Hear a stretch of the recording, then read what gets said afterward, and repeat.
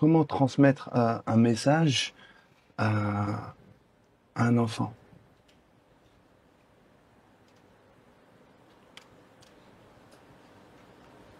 Simplement, Quelle est la manière la plus simple de s'exprimer?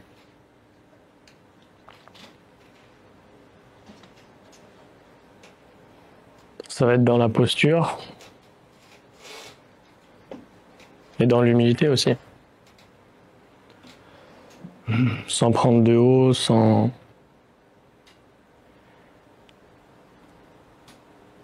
Ouais, sans prendre de haut en fait. La posture et l'humilité.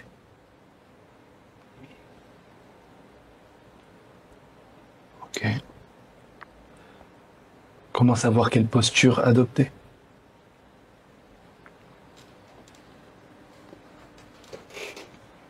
Si de base on commence à insulter son gosse ou à le frapper, c'est qu'il y a un problème dans l'équation. Au lieu d'essayer de comprendre et de savoir pourquoi il a un certain comportement, qui son comportement est juste le reflet de nous en fait. Qu'est-ce qui amène un parent à être violent avec son enfant?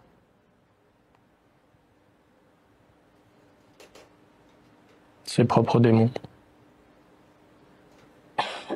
Est-ce que tu pourrais développer un peu plus? Le manque de conscience de soi, le fait de se déconnecter de soi en fait. Pas cheminer vers plus d'amour de soi, c'est juste un reflet après qui se transmet aux enfants, dans ma perception. Quand un enfant voit son parent souffrir, qu'est-ce qu'il peut faire pour l'aider?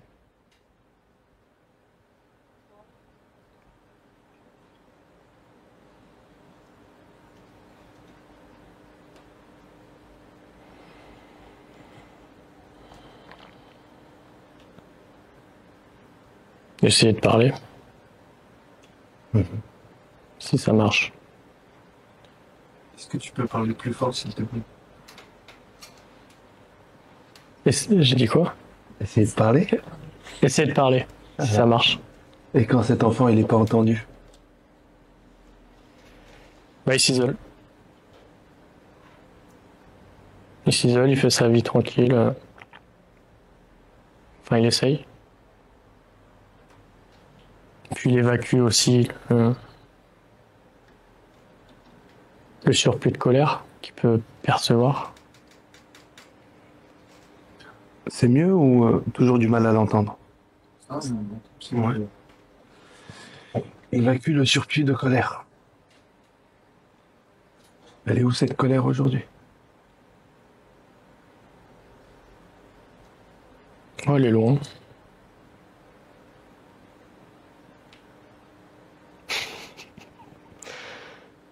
Elle elle a changé. En amour. Comment est-ce qu'on transforme la colère en amour? En se combattant soi-même. Enfin, pour moi. Comment tu t'es combattu? Moi, c'était beaucoup par le sport. Après, par le MMA. Puis après, bah, tu te rends compte que réellement, t'as pas vraiment de combat, tu vois. Et les seuls trucs que tu fais, c'est par rapport à... En fait, c'est de l'amour que tu te donnes. Transformé, en fait. Même avec la bagarre? Ouais.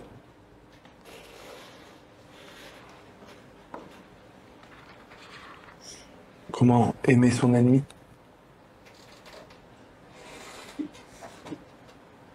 Quand tu te connectes à son cœur. Donc tu vois qu'il fait pas ça, qu'il n'y a pas d'ego, en fait.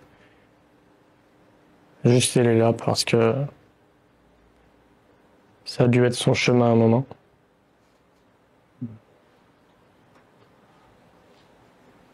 Qu'est-ce qui amène deux ennemis à se rencontrer?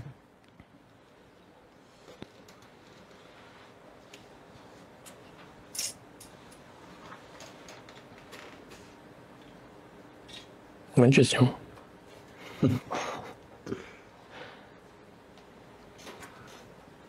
Je vais la formuler autrement. Là. L'amour? Ah. L'amour qui réunit des ennemis? Ouais. L'amour de quoi? Ça, c'est juste de l'amour transformé.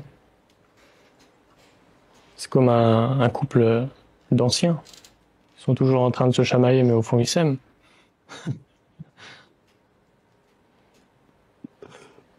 Pourquoi est-ce qu'ils se chamaillent?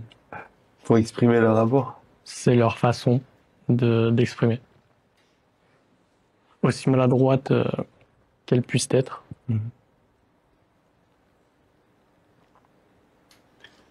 Tu voudrais leur dire quoi à ce couple qui se chamaille depuis des années? Oh bah, ils font ce qu'ils veulent. Hein.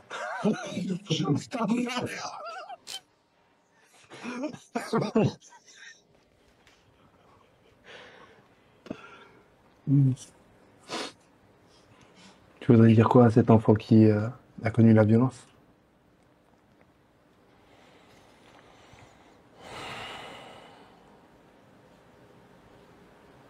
La violence ou la mort?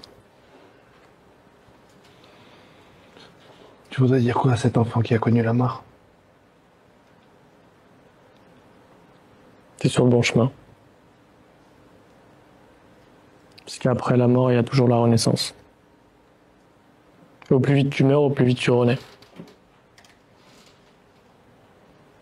Quel conseil tu lui donnerais pour aller rapidement vers sa mort? Va plus vite. Quoi d'autre encore? Tu penses qu'en lui disant juste va plus vite, il écouterait? Juste reconnecte-toi à toi, en fait. C'est ça qui permet la mort de l'apparence. Un peu comme un serpent, tu vois, il mue, en fait. C'est changer de peau. Et chaque peau qui s'enlève, c'est une mort. Symbolique. Ça ressemblait à quoi la dernière fois? Ouais, c'était en trek de 5 jours. J'ai vu une tête de mort dans un nuage. Donc j'ai compris. T'as compris quoi? Mais t'as beaucoup de peur. C'est à la fois marrant et flippant.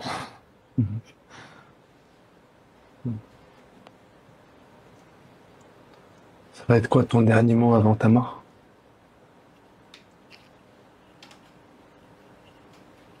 Voilà. Voilà. Non, le silence. Ah, le silence. Ce serait ton dernier mot avant ta mort. Ouais.